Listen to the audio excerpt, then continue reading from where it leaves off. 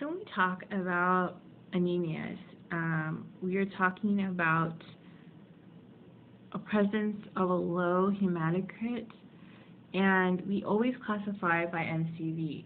So in this lecture, I'm going to talk about microcytic anemias. So we know the microcytic anemias are thalassemias, iron deficiency, anemia of chronic disease, and hereditary spherocytosis. But I'm going to talk about hereditary spherocytosis and sideroblastic anemias in another video. So I'm going to today focus on the three main ones. So let's go to the next slide. So you're probably really familiar with this kind of table, and a lot of times we memorize things and it becomes a huge confusion. So don't memorize.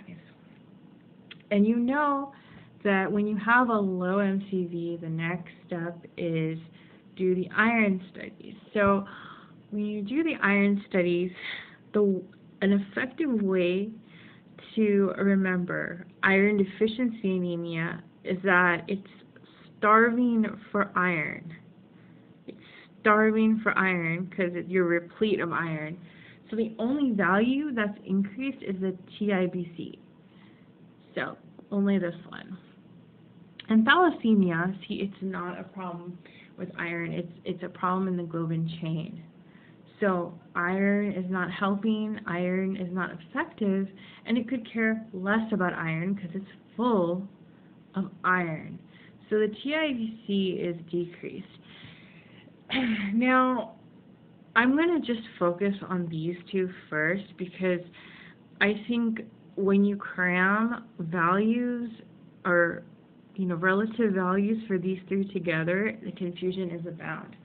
So one more thing I want to point out is that there's a fourth value in this table that's missing, and you must be wondering, where is the transferrin saturation? So the transferrin saturation, as you know, is the iron over the TIBC. So it's calculated from that. But why not just remember that the transferrin saturation goes the same way as the iron? So in iron deficiency, it's low. In thalassemia, it's elevated. Now, the thing with anemia of chronic disease is that you got to know the MCV looks sort of normal. It's approaching normal. And even the ferritin, that could be normal. It could be elevated, it could be normal. It's not a reliable marker. And even the transferrin saturation is not reliable. However, you should know that it's the only microcytic anemia that has both the iron decreased and the total iron binding capacity decreased.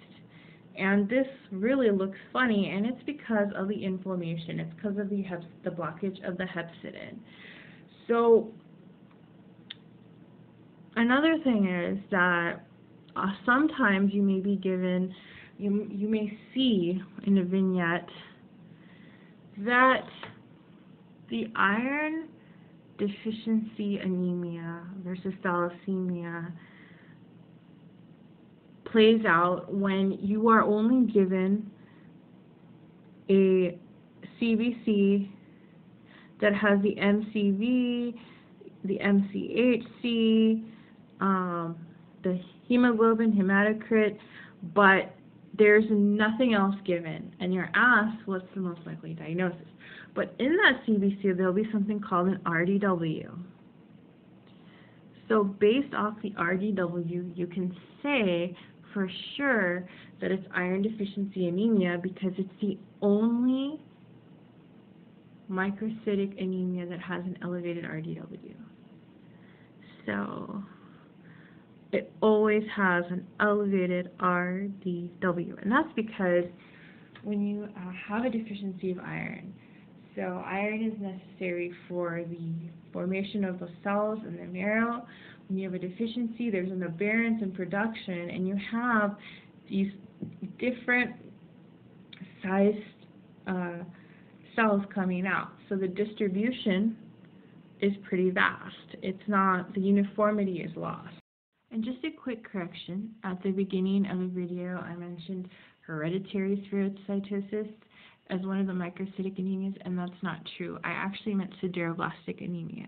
So I will be discussing lead poisoning and sideroblastic anemia in another video. Thank you for watching.